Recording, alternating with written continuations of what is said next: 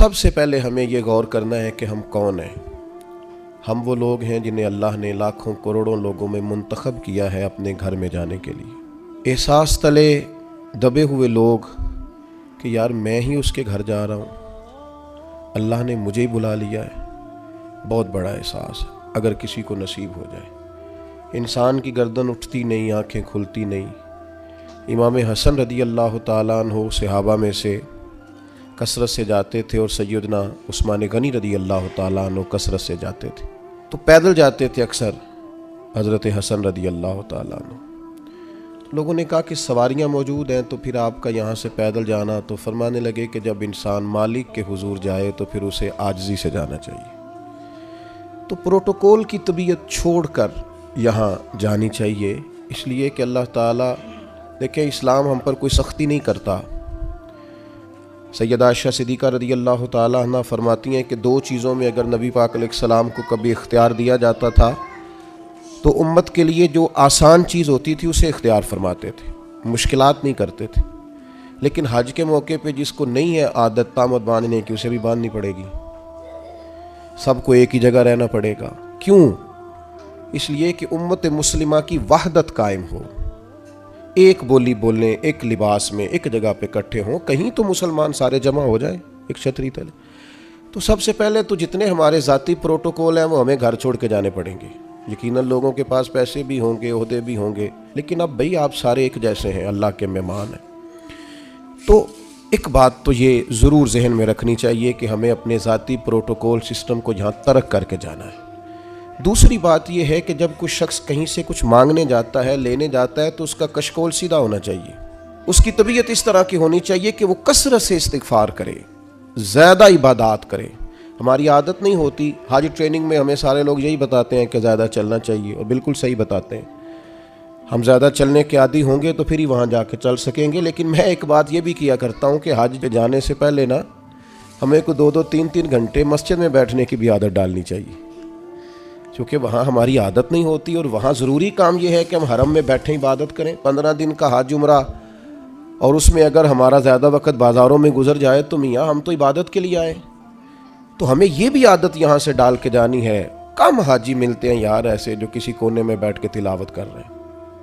वरना तो जब एहराम की पाबंदियाँ ख़त्म होती हैं तो मिना के अगले 2 दिन तो फिर हम एक दूसरे का तारुफ़ ही करते रहते हैं। हालांकि इसका हमें कुछ फ़ायदा नहीं होने वाला। इबादत के दिन है, रियाज़त के दिन है, ज़्यादा से ज़्यादा वक्त अल्लाह के लिए गुजारा जाए। कुरान मजीद ने कहा वातिमुल हज्ज वल उम्रता लिल्लाह, हज और उम्रा पूरा करना, पर करना अल्लाह के लिए, रज़ा इलाही पेश नज़र रखना। सबसे बड़ा जुर्म शिरक है। अल्लाह शिरक माफ़ नहीं करेगा। वयगफिरु मा दून ज़ालिका लिमन यशा, उसके अलावा हर चीज़ बख्श देगा। तो ये जो दिखावा और रियाकारी है, इसको भी नबी पाक ने शिरक असगर कहा है।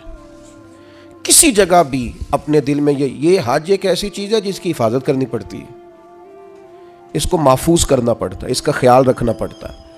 अगर इसका ख्याल ना रखा जाए तो बड़ी सारी मेहनत और बड़ा सारा पैसा ज़ाया हो जाता है। तो अर्ज़ ये कर रहा हूँ कि एक तो अपना प्रोटोकॉल सिस्टम छोड़ जाएं, आराम अपना घर छोड़ के जाएं, वापस आके आराम कीजिएगा। और जो माहिर हैं नफ्सियात के, वो कहते हैं कि अल्लाह जब बंदे की नींद पूरी कराना चाहता है तो 20 मिनट भी आंख लग जाए तो नींद पूरी हो जाती है। वरना 14 घंटे एसी में सोने के बावजूद भी लोग इस तरह उठते हैं कि उनका दिल करता है एक पैनाडॉल की गोली मिल जाए ना, कभी जिस्म दुख रहा है। तो नींद पूरी करने नहीं वहाँ जाएं, आप आराम और गुस्सा, ये 2 चीज़ें घर छोड़ के जाएं। ख़ास करके कहा वाला जिदाल फिल हज, हज में झगड़ा ना करना। और बिलखुसूस जो अपनी फैमिलीज़ के साथ जा रहे हैं उनसे ख़ास कर गुजारिश है कि वो बिल्कुल अपने सारे मामलात, फैमिली की बहसें घर छोड़ के जाएं।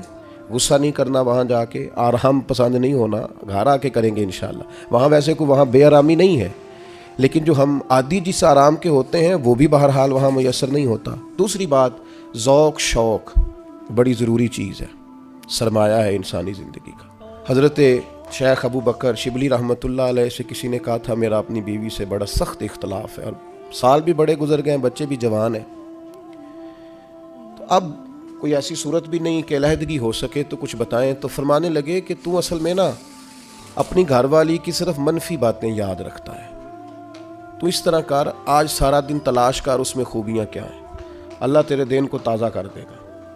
तेरा उसे छोड़ने को जी नहीं चाहेगा। अपने आप को ताज़ा रखने के लिए हमेशा मुस्बत चीज़ें पेश नज़र रखनी चाहिए। मैं भी अल्लाह की तौफीक से हाजिर हुआ हूँ, आप भी जा रहे हैं, कई आप में से 2 दफ़ा भी जा रहे होंगे। वहाँ जिसको अल्लाह ने बुलाया है ना, खुदा की रहमत हुई है तो गया है। अगर हमें कुछ पता है तो हम वहाँ लोगों की गलतियाँ निकालने नहीं गए, अपनी माफ़ी लेने गए। इसलिए मुस्बत बातें जहन में रख के जाएं। और तीसरी गुजारिश आपसे ये है कि नबी करीम अलैहिस्सलाम ने फरमाया, जल्दबाजी शैतान की तरफ से और बुर्दबारी रहमान की तरफ से। हम हज करने गए, हमें कोई काम नहीं है, किस बात की जल्दी है? आप इत्मीनान से अपने सारे हज के अरकान को अदा करें, इत्मीनान से आप अराफात में दुआएं मांगे, कुछ भी नहीं होगा। आपको माजूर लोग पैदल चलते नजर आएंगे वहाँ। इत्मीनान से आप अपने, हाँ इस तरह का इत्मीनान ना करें कि काफिले से बिछड़ जाए और आपको ढूंढा जाए, लेकिन ये कि जल्दबाजी नहीं, कुछ भी नहीं होने लगा। तवाफ़ ज़ियारत का टाइम 12 ज़िलहज तक है, आप 12 तक वहीं हैं। आप सुकून से इत्मीनान से लोगों को लेके चलेंगे, आपको उसमें फ़ायदा नज़र आएगा। चौथी गुजारिश ये है कि इस्लाम मज़हब क्या है। हज़रत तमीम दारी रदी अल्लाह ताला अन्हु ने नबी पाक अलैहिस्सलाम से पूछा कि दीन क्या है, तो फरमाया दीनुन नसीहा, मेरा सारा दीन किसी का भला करने का नाम है, सारा दीन खैर खाई है।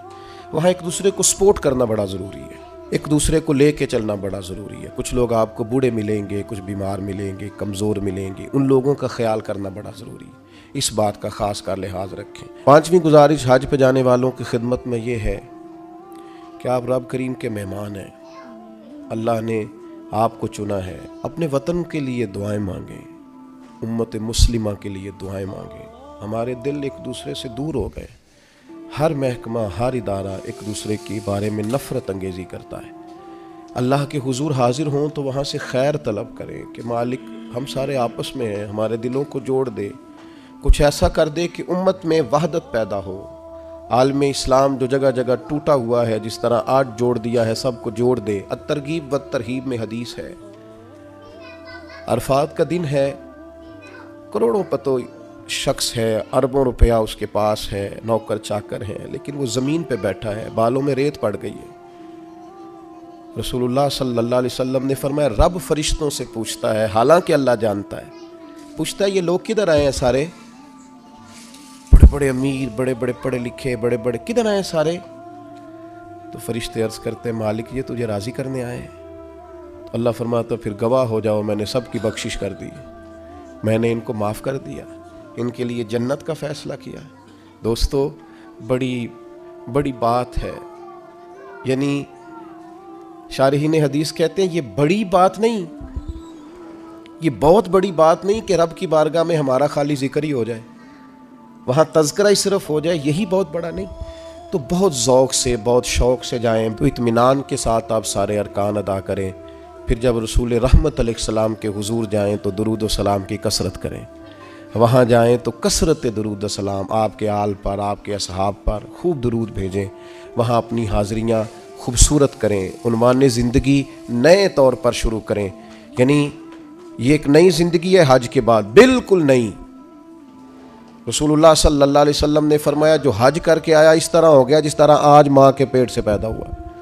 तो इसको भी तो चाहिए ना नए सिरे से चीज़ें तरतीब दे। सिर्फ ये अपने पैड को ना बदल ले आके कि अब मतलब ये कि साथ हाजी भी लिख दो, ये बाकायदा अपने रवैये बदले, तर्ज ज़िंदगी बदले। मैं आपसे फिर यही अर्ज़ करूँगा कि कुशादा सीने के साथ, कुशादा दिल के साथ और बड़े हौसलों के साथ हमें सफ़र करने की कोशिश करनी है। आप जितनी ज़्यादा अपनी तबीयत में हुस्न रखेंगे, ठहराव रखेंगे, बुर्दबारी रखेंगे, उतना हज का सफ़र आसान होगा। हज़रत इब्राहीम इब्ने अदम से किसी ने कहा था, आपने बड़े लंबे लंबे सफ़र किए हैं, इतनी छोटी ज़िंदगी में इतने सफ़र। फरमाने लगे 2 सवारियाँ पास थीं, तकलीफ़ कभी हुई नहीं। कहा कौन कौन सी? फरमाने लगे एक सब्र की, एक शुक्र की। ये 2 सवारियाँ साथ थीं, लिहाजा कभी आजमाइश नहीं देखी। आपको बहुत सारे लोगों ने कहा होगा कि हज में मुश्किलात आती हैं, सब की राय अपनी जगह पे दुरुस्त है। मेरी राय ये है कि जो मालिक बुलाता है वो सारे रास्ते आसान किए देता है, कुछ भी नहीं होता, हर चीज़ बड़ी आसानी से हो जाती है।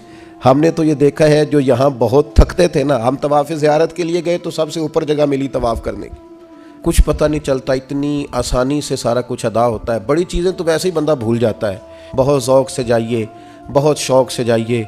पर बड़ा आसान है भाई, अब तो इस्त्री नहीं टूटती हाजी साहब की, घर से भी दरवाजे पे गाड़ी और वहाँ आपके पास टेबल और खाना। तो याद कीजिए ना उन लोगों को जो बहरी सफ़र करते थे या पैदल जाते थे और जाते थे और करते थे और सब होता था और ठीक ठाक लौटते थे और आते थे तो लम्हा लम्हा शुक्र करते थे। तब आप देखिए कितनी आसानी से सारे काम होते हैं, कितनी सहूलियात हैं। बस ज़ौक़ शौक़, तहम्मुल, बुर्दबारी, मोहब्बत, प्यार, इस्तिग़फ़ार। अभी से मोबाइल को वक़्त देना कम कर दें। मोबाइल की जगह तस्बीह ले लें हाथ में। तस्बीह हाथ में हो तो चलती भी रहती है, कुछ ना कुछ बंदा पढ़ता भी रहता है। अगर मोबाइल रखना भी है तो कुरान मजीद रखें उसके अंदर और तिलावत करें और अल्लाह तबारक व तआला की याद में वक्त गुजारें। थोड़े से तन्हाई पसंद हों, फिर देखिए हज में इबादत की कितनी लज्जत आती है। दिल की गहराई से दुआ करता हूँ अल्लाह ताला इस सारे काफ़िले के सफ़र को आसान करे। लम्हा लम्हा आप सब के लिए अल्लाह ताला रहमत वाला फ़ैसला फ़रमाए। अगर कहीं हमारे चेहरे याद आ गए तो यकीनन उम्मीद है कि आप हमारे लिए दुआ करेंगे। अल्लाह तबारक व तआला ये सआदतमंदी हम सब को बार बार नसीब करे। वमा अलैना इल्लल बलाग।